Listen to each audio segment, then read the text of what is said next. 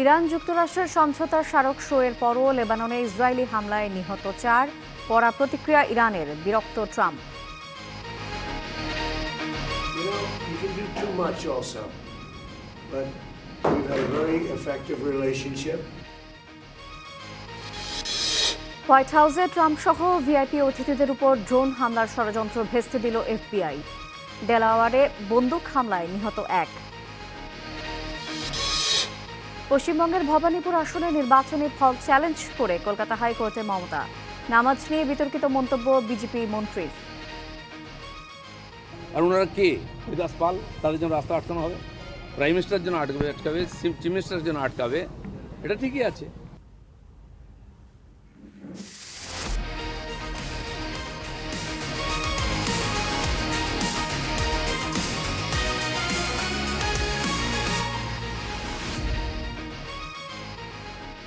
স্বাগত স্টার ওয়ার্ল্ডে, সঙ্গে আছি আমি শায়লা রহমান ইমা। দেখছিলেন শিরোনাম, এবার বিস্তারিত। লেবাননে আবারও হামলা চালালো ইসরায়েল। দক্ষিণ লেবাননের নাবাতিয়া শহরে ড্রোন হামলায় মারা গেছেন 4 জন। ইরান যুক্তরাষ্ট্রের চুক্তি স্বাক্ষরের পর এই নিয়ে মোট 84 বার যুদ্ধবিরতি লঙ্ঘন করেছে দখলদার ইসরায়েল। লেবাননে হামলা থামানো না হলে কঠোর পদক্ষেপ নেওয়ার হুঁশিয়ারি দিয়েছে ইরান। এমন ঘটনায় বিরক্ত ট্রাম্প আবারও বলেছেন, তিনি না থাকলে ইসরায়েল ধ্বংস হয়ে যেত। লেবাননের দক্ষিণে সংঘাতপ্রবণ নাবাতিয়ে শহরে পরপর 3টি ড্রোন হামলা চালায় ইসরায়েলি বাহিনী। ছোড়া হয়েছে সাউন্ড বোমাও। ইরানের সাথে যুক্তরাষ্ট্রের যুদ্ধবিরতির চূড়ান্ত চুক্তি সইয়ের পরও যেন কোনোভাবেই তা মানতে পারছে না ইসরায়েল। তীব্র সমালোচনার পরও বিমান হামলা অব্যাহত রেখেছে নেতানিয়াহু সরকার।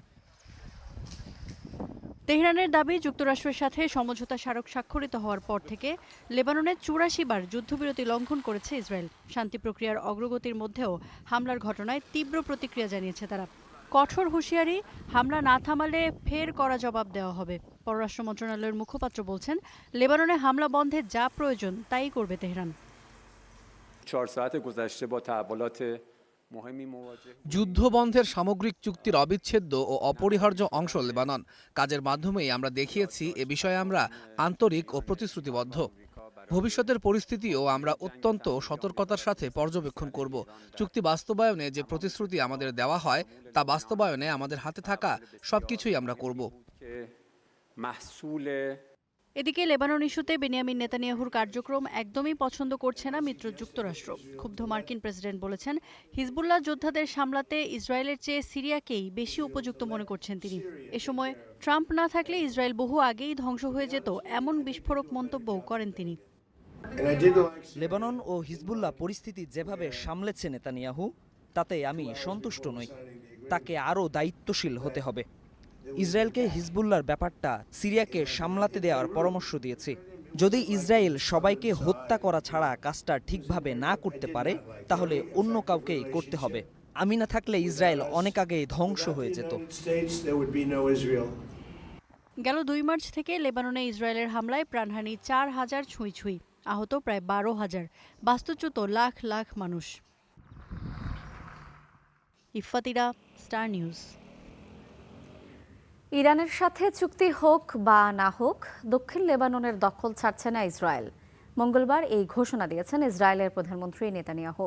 উত্তর ইসরায়েলের নিরাপত্তার অজুহাতে এই দখলদারিত্ব স্থায়ী করার পথে হাঁটছেন যুদ্ধবাজ এই ইহুদি নেতা।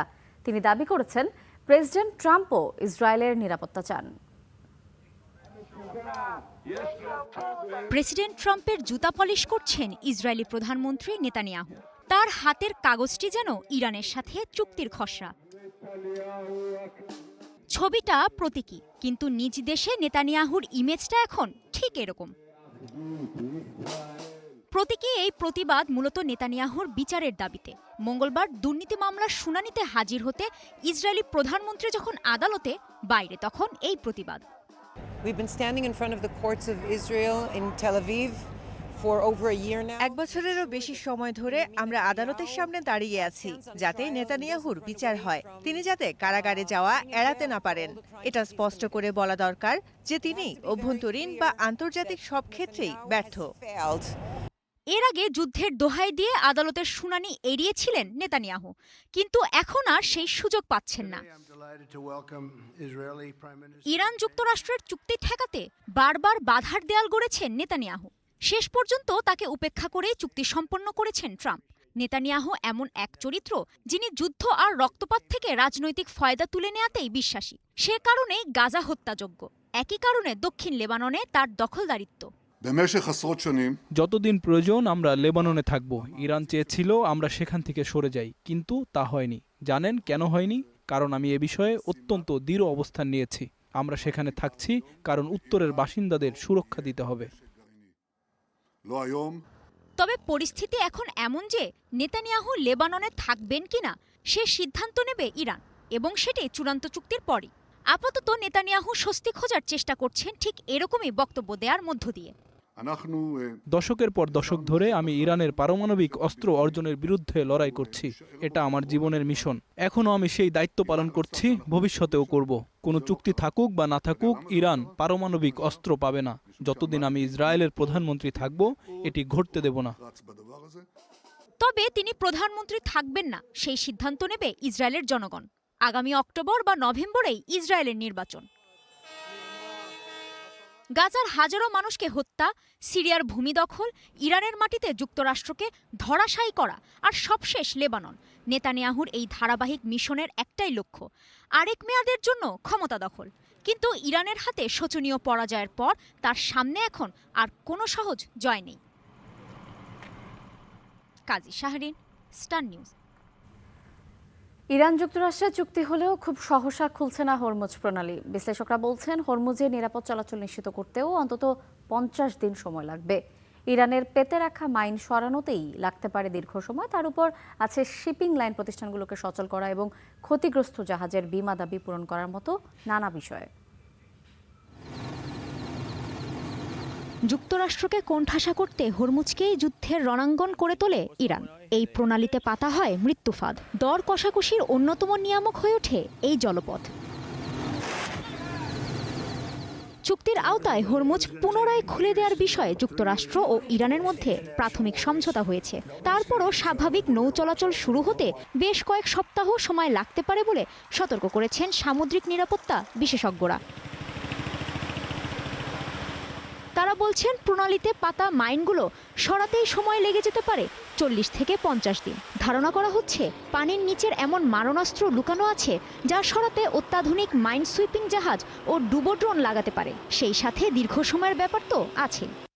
ইরানের কাছে এখনও প্রায় 1000 নৌ মাইন থাকতে পারে। কোনো মাইন ক্ষেত্র শনাক্ত হলে তা সম্পূর্ণ অপসারণে কয়েক সপ্তাহ থেকে কয়েক মাসও লেগে যেতে পারে।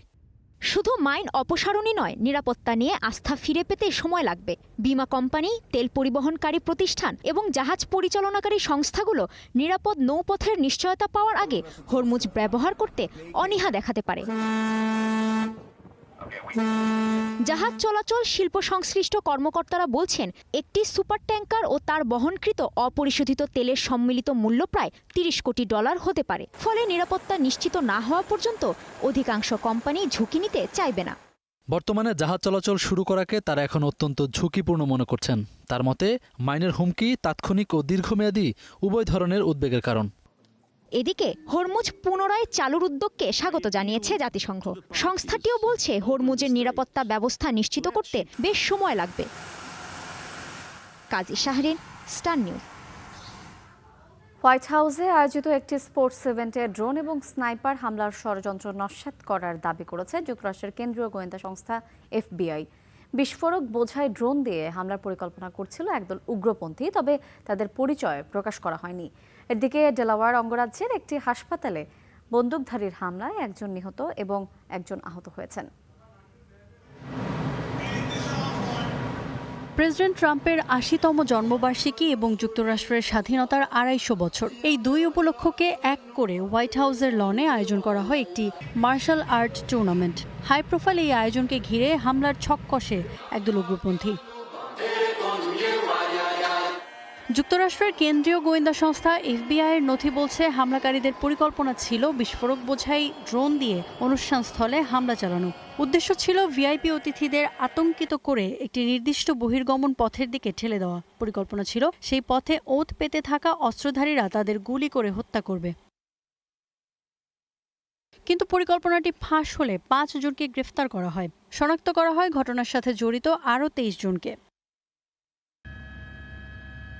এদিকে ডেলওয়ার অঙ্গরাজ্যের ওয়েলমিংটন হাসপাতালে হামলা চালায় এক বন্দুকধারী। গোলাগুলির শব্দে রণক্ষেত্রে পরিণত হয় পুরো হাসপাতাল।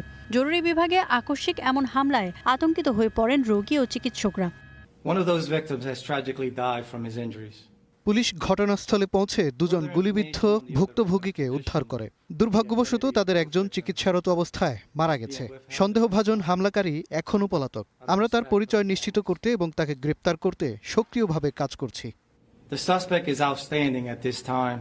রোগী ও চিকিৎসকদের সুরক্ষায় হাসপাতালটি সাময়িকভাবে লকডাউন করা হয়েছে। সিসিটিভি ফুটেজ বিশ্লেষণ করে হামলাকারীর সন্ধানে অভিযানে নেমেছে পুলিশ।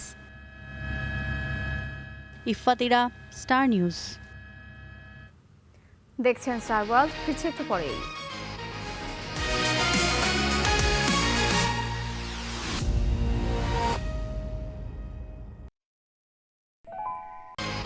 দেখছেন স্টার ওয়ার্ল্ড। প্যারিসে চলমান G7 সম্মেলনে যখন রুশ ইউক্রেন যুদ্ধ বন্ধের আলোচনা চলছে, তখন ইউক্রেনে একের পর এক হামলা চালিয়ে যাচ্ছে রাশিয়া। দক্ষিণ পূর্বাঞ্চলীয় জাপোরিঝিয়ায় রাশিয়ার ড্রোন হামলায় মারা গেছেন 1 জন, আহত হয়েছেন আরও 7 জন। এমন পরিস্থিতিতে 4 বছর আগে যুদ্ধ শুরু করা নিয়ে সরাসরি হতাশা প্রকাশ করলেন ইউক্রেনের প্রেসিডেন্ট জেলেনস্কি। রুশ হামলায় জ্বলছে জাপোরিঝিয়ার এই আবাসিক ভবন। বুধবার ইউক্রেনের দক্ষিণ পূর্বাঞ্চলীয় এই এলাকায় ড্রোন হামলা চালায় মস্কো।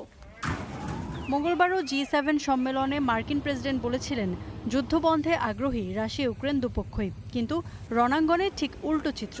একদিন আগেও কিয়েভে স্মরণকালের বড় হামলা চালায় রাশিয়া। ইউক্রেনের প্রেসিডেন্টের বক্তব্যে ক্লান্তি স্পষ্ট। সরাসরি না বললেও 4 বছর আগে এই যুদ্ধ কেন শুরু করেছিলেন তা নিয়ে তার কণ্ঠে হতাশা। এখন যুদ্ধ বন্ধ করতে মরিয়া ইউক্রেন। রাশিয়ার উপর চাপ বাড়াতে মিত্রদের কাছে ধর্ণা দিচ্ছেন জেলেনস্কি। পুতিনের আশেপাশে অনেক মানুষ আছেন যারা তাকে আরো বড় যুদ্ধের দিকে ঠেলে দিচ্ছেন। এতে কত মানুষের প্রাণ যাবে, কত ক্ষতি হবে তা নিয়ে তাদের মাথা ব্যথা নেই। এত প্রাণহানি আর ক্ষয়ক্ষতি যদি হয় তাহলে এই যুদ্ধ শুরু করাই উচিত ছিল না। দেরিতে হলেও যুদ্ধ বন্ধের কথা ভাবা উচিত। তবে এখনো অনড় রাশিয়া। নতুন করে ইউক্রেনকে ইউরোপীয় ইউনিয়নের সদস্যপদ দেওয়ার তোড়জোড় চলছে। এতে যেন আরও আগ্রাসী হয়ে উঠেছে মস্কো। গেল কয়েক বছর ধরে যুক্তরাজ্য নতুন একটি সামরিক জোট গঠনের পক্ষে কাজ করছে, যেখানে ইউরোপের সবচেয়ে রাশিয়া বিরোধী দেশগুলোও থাকবে। ব্রিটেন নিজেও থাকবে, অন্তর্ভুক্ত করা হবে ইউক্রেনকেও। বর্তমানে রাশিয়াকে মাথায় রেখে ইউরোপীয় ইউনিয়ন তাদের পুরো সামরিক শক্তিকে ঢেলে সাজাচ্ছে। ইউতে ইউক্রেনে যোগ দেওয়ার অর্থ সেটাই দাঁড়াবে। ইউক্রেনের ন্যাটোতে যোগ দেওয়ার আকাঙ্ক্ষা আর ক্রিমিয়া উপদ্বীপ দখলকে কেন্দ্র করে 24 ফেব্রুয়ারি 2022 শুরু হয় রাশিয়া ইউক্রেন যুদ্ধ। 4 বছর পেরিয়ে গেলেও এখনও মেলেনি এই সংঘাত সমাধানের কোনো পথ। ইফফাতিরা, স্টার নিউজ। ফ্রান্সের অ্যাভিয়ানে আয়োজিত G7 সম্মেলনে প্রেসিডেন্ট ট্রাম্পের উপস্থিতিতে ওমান উপসাগরে মার্কিন হামলার অভিযোগ তুলে ধরলেন ভারতের প্রধানমন্ত্রী নরেন্দ্র মোদী। হরমুজ প্রণালীতে বাণিজ্যিক জাহাজ চলাচলে বাধা এবং এর মানবিক ক্ষতি নিয়ে উদ্বেগ প্রকাশ করেছেন তিনি। সম্প্রতি মার্কিন অবরোধ অমান্য করার অভিযোগে ওমান উপসাগরে 3টি তেলবাহী ট্যাঙ্কারে হামলা চালায় যুক্তরাষ্ট্র।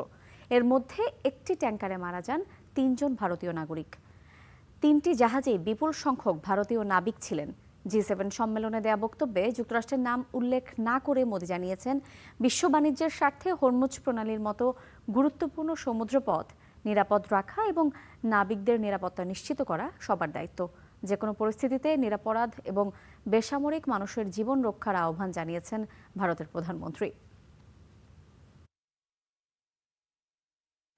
পশ্চিমবঙ্গ বিধানসভার ভবানীপুর আসনে নির্বাচনী ফলাফল চ্যালেঞ্জ করে কলকাতা হাইকোর্টে একটি পিটিশন দায়ের করেছেন রাজ্যের সাবেক মুখ্যমন্ত্রী মমতা বন্দ্যোপাধ্যায়।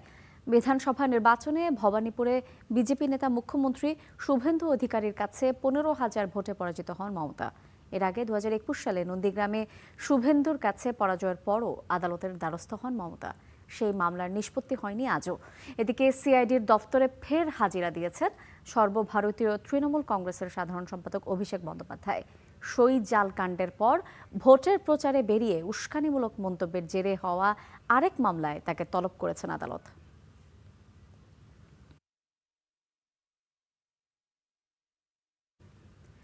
এবার মুসলিমদের নামাজ নিয়ে বিতর্কিত মন্তব্য করেছেন পশ্চিমবঙ্গ রাজ্য সরকারের প্রভাবশালী মন্ত্রী দিলীপ ঘোষ। তিনি বলেছেন, নামাজ পড়তে হলে মুসলিমদের বাংলাদেশ বা পাকিস্তানে চলে যেতে হবে। কোরবানির ঈদে কলকাতার রেড রোডে নামাজের অনুমতি বাতিল করা হলেও যোগ দিবস উপলক্ষে 7 দিনের জন্য বন্ধ রাখা হচ্ছে এই সড়ক। এই কর্মসূচিতে যোগ দেবেন নরেন্দ্র মোদী। আর ওনারা কে? হরিদাস পাল, তাদের জন্য রাস্তা আটকানো হবে, প্রাইম মিনিস্টারের জন্য আটকাবে, চিফ মিনিস্টারের জন্য আটকাবে। এটা ঠিকই আছে। বছরে তো একবার উনি আসছেন, কত বছর পরে আসছেন? আর 107 বছর ধরেই তো অন্যায় করা হয়েছে। এক বছরে এমনি দম বন্ধ হয়ে যাচ্ছে। যান বাংলাদেশে, পাকিস্তান চলে যান, এখানে নামাজ পড়ুন, কেউ বলবে না। এখানে চলবে না এইসব। সরকার পাল্টে গেছে, লোক পাল্টে যায়, এগুলো বন্ধ করবো বলে, আর বন্ধ হবেই, জেনে রাখুন। ভারতের পর এবার 5 দিনের সফরে বেইজিং সফর করছেন মিয়ানমারের প্রেসিডেন্ট মিন অং হ্লাই। সামরিক উর্দি ছেড়ে গণতন্ত্রের পোশাকে প্রেসিডেন্ট হবার পর এটি তার প্রথম বেইজিং সফর। এই সফরে বেইজিংয়ের সাথে 18টি সমঝোতা স্মারক স্বাক্ষর করেছে মিয়ানমার।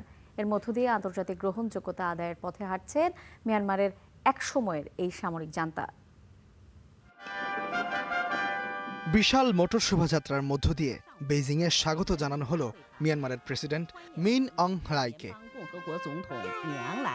তিয়ানানমেন স্কোয়ারে 21 বার তোপধ্বনি আর পিপলস লিবারেশন আর্মির চৌকস সেনাদের গার্ড অফ অনার বাজানো হয় 2 দেশের জাতীয় সঙ্গীত।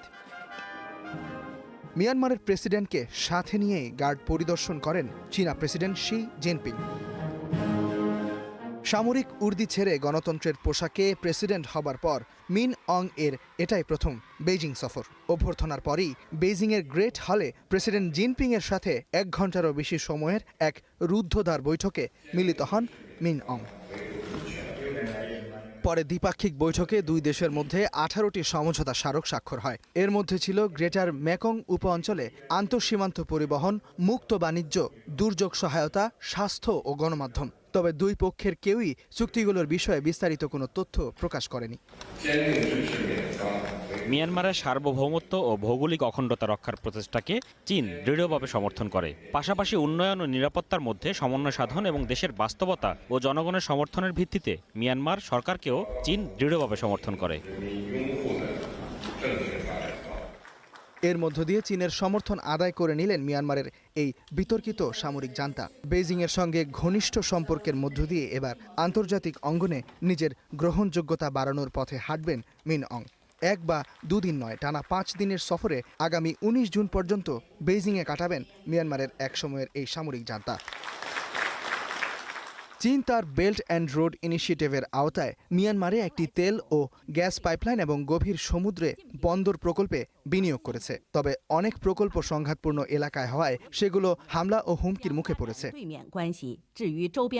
বিশ্লেষকদের মতে প্রথম বিদেশ সফর হিসেবে মিন অং গত মাসে ভারত সফর করলেন। এবার বেইজিংয়ের সঙ্গে তার সম্পর্ক আরও ঘনিষ্ঠ হবারই ইঙ্গিত দিচ্ছে, যা তাকে আন্তর্জাতিক গ্রহণযোগ্যতা বাড়াতে সহায়তা করছে। এর আগে গেল মাসে তিনি ভারত সফর করেন। গত ডিসেম্বর ও জানুয়ারিতে হওয়া 2 দফার বিতর্কিত নির্বাচনে আরেক মেয়াদের জন্য ক্ষমতা দখলের পর মিন অং এর এটাই প্রথম বেইজিং সফর। ইস্তেহাদুল মাহমুদ, স্টার নিউজ। বিদ্যুৎ, ইন্টারনেট কিংবা টেলিভিশন কিছুই নেই, তবুও বিশ্বকাপের জোয়ারে ভাসছে গাজার মানুষ। বিদ্যুৎহীন ছোট্ট তাঁবুতে তারা মেতে উঠেছেন ফুটবলের আনন্দে। সম্বল কেবল একটা ল্যাপটপ। ফিলিস্তিনিরা বরাবরই ফুটবল পাগল। সীমিত সামর্থ্য দিয়েই তারা ফুটবল চর্চা করে আসছেন, কিন্তু 23 সালের যুদ্ধের পর থেকে এ পর্যন্ত গাজার 1000 খেলোয়াড়কে হত্যা করেছে ইসরায়েল। ছোট্ট একটি তাঁবুর ঘর, নেই বিদ্যুৎ, এমনকি টেলিভিশনও। তাই ল্যাপটপেই খেলা দেখার চেষ্টা, ইন্টারনেট লাইনেও বাফারিংয়ের ভোগান্তি। তবু বিশ্বকাপ উন্মাদনায় ভাসছে ফিলিস্তিন। গাজার ফুটবল লিগের খেলোয়াড় ফাদি আল আরাউই 23 সালের অক্টোবর যুদ্ধের পর আর মাঠে নামতে পারেননি। বিশ্ব যখন বিশ্বকাপ জোয়ারে কাঁপছে, তখন কি করে ঘরে বসে থাকেন এই ফুটবল প্রেমী? খেলা দেখার জন্য প্রথমেই সংগ্রাম ল্যাপটপের সাথে, কারণ কিভাবে ল্যাপটপ চার্জ করব? চার্জ দেওয়ার জন্য ভিক্ষার মতো অনুরোধ করতে হয়। ল্যাপটপ না হয় চার্জ হলো, এরপর ইন্টারনেট কার্ড কিভাবে পাবো? হয়তো খেলা দেখতে বসলাম, কিন্তু মাথার ওপর ড্রোনের শব্দ, অর্থাৎ বোমা হামলা হতে পারে, আমরা মারাও যেতে পারি। এই হলো গাজা, যেখানে ফুটবলের মতো নির্দোষ বিনোদনের জন্য মানুষকে সীমাহীন মূল্য দিতে হয়। বিশ্বের সবাই খেলা দেখছে, শুধু গাজার মানুষ বাদে। আমাদের দিকে তাকাও, আমাদের শিশুদের দিকে তাকাও, আমাদের অবস্থার দিকে তাকাও। 2022 সালেও আমরা নিজেদের ঘরে বসে কাতার বিশ্বকাপ দেখেছি। বিদ্যুৎ ছিল, সবকিছুই ছিল, কিন্তু আজ কিছুই নেই। মানুষকে খেলা দেখার সুযোগ দিতে দুটি বিকল্প বিদ্যুৎ লাইন ও ব্যাটারি লাগিয়েছেন গাজার এই রয়্যাল ক্যাফের মালিক। কিন্তু আতঙ্ক দূর হয় না, কারণ দখলদার ইসরায়েলের বোমাগুলো সবসময় মানুষের জমায়েত খুঁজে বেড়ায়। হামলার পর সহজ অজুহাত হামাস যোদ্ধারা বৈঠক করছিল। এই ক্যাফেও যখন তখন লক্ষ্যবস্তু হতে পারে। আমি যখন ম্যাচ থেকে বের হচ্ছি তখনও আমি প্রাণ হারাতে পারি, কিন্তু যত কষ্টের মধ্যেই থাকি না কেন আমি চলতে থাকবো এবং সব কিছুর মধ্যেও আমরা ফুটবল ম্যাচ দেখব। ফিলিস্তিন ফুটবল অ্যাসোসিয়েশন বলছে 2023 সাল থেকে চলমান যুদ্ধে গাজার 73,000 ফিলিস্তিনিকে হত্যা করেছে ইসরায়েল। এর মধ্যে 1,000 জন ছিলেন খেলোয়াড়, ছিলেন শিশু কিশোর, পেশাদার অপেশাদার খেলোয়াড়, রেফারি সবাই। প্রায় 285টি ক্রীড়া স্থাপনা ধ্বংস করেছে ইসরায়েল। স্টেডিয়াম হয়ে উঠেছে ইসরায়েলের আটক কেন্দ্র। গাজার খেলাপ্রেমীরা বলছেন ফিলিস্তিনিদের ফুটবলও ওদের ভয়, ফুটবলকে ওরা বোমার মতোই ভয় পায়। কাজী শাহরিন, স্টার নিউজ। এই ছিল আজকের স্টার ওয়ার্ল্ডে। এতক্ষণ সাথে থাকার জন্য ধন্যবাদ।